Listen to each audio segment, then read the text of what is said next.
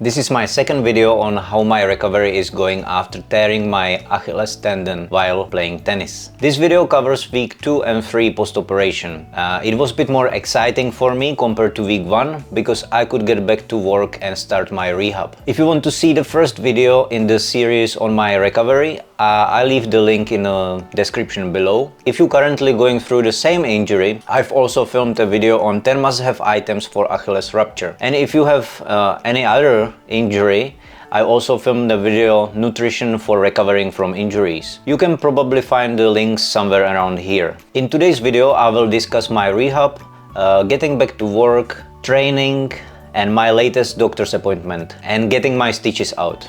In week 2 post-operation, I picked up a kneeling scooter, and I can't tell you how much happier it made me feel. It gave me a sense of freedom because after spending almost 2 weeks just lying around the house or getting around with crutches, this thing made my life so much easier. In the previous 2 weeks, I couldn't shop, take a bus, or walk my dog. Exactly 1 week post-operation, I returned to work, but I would be lying if I said I was working part-time. To be honest, in the first week back, I worked around 2 hours a day, because that was all I could manage without feeling too uncomfortable and needing to sit down. During this week, I continued training only my upper body with very light weights and high reps, around 20 to 30 reps, just to make myself feel good. I didn't want to start training my uninjured leg because my rehabilitation protocol said that I was supposed to rest and relax for 2 weeks, so I didn't want to put too much pressure on my body. So 2 weeks after the operation, which is now week 3, I had a scheduled appointment with a nurse to remove my stitches, or that's what I thought is gonna happen. And I was a bit worried about that because when I took the bandage off about 3 days after the operation, there was a waterproof cover and I could see through it all the dry blood.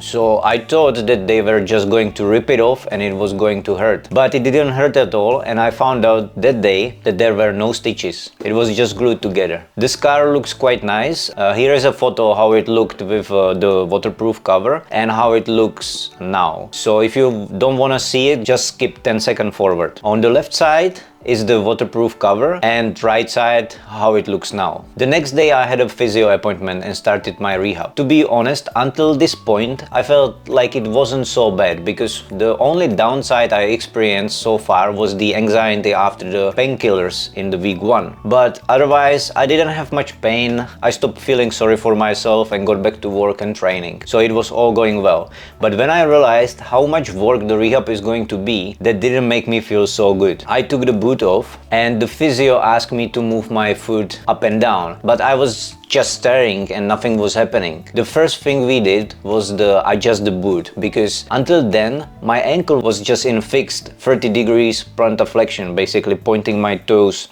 down. During the week 3 post-operation, I could set the range from 20 to 30 degrees, but I didn't feel very comfortable starting with such a big range. So we set it for the first days for 25 to 30 degrees, and I adjusted it myself to 20 to 30 degrees when I was ready. The rehab is pretty simple at the moment. I'm trying to regain some range of motion in my foot, so I'm moving my foot up and down and side to side, 3 sets of 10 in each direction, and I'm supposed to do it 3 times a day.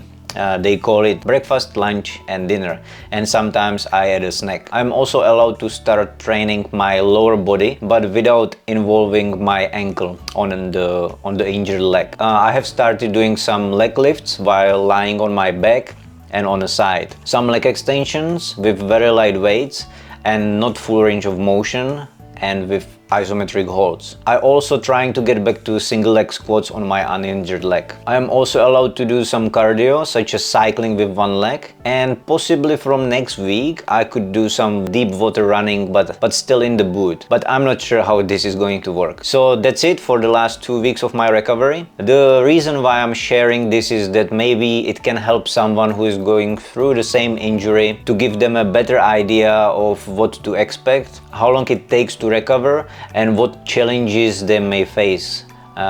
Things change over time and each country will have a different rehabilitation protocols.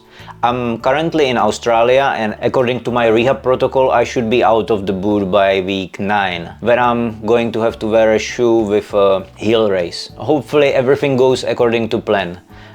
If you like this video and want to see how my progress is going, please subscribe. Thank you for watching.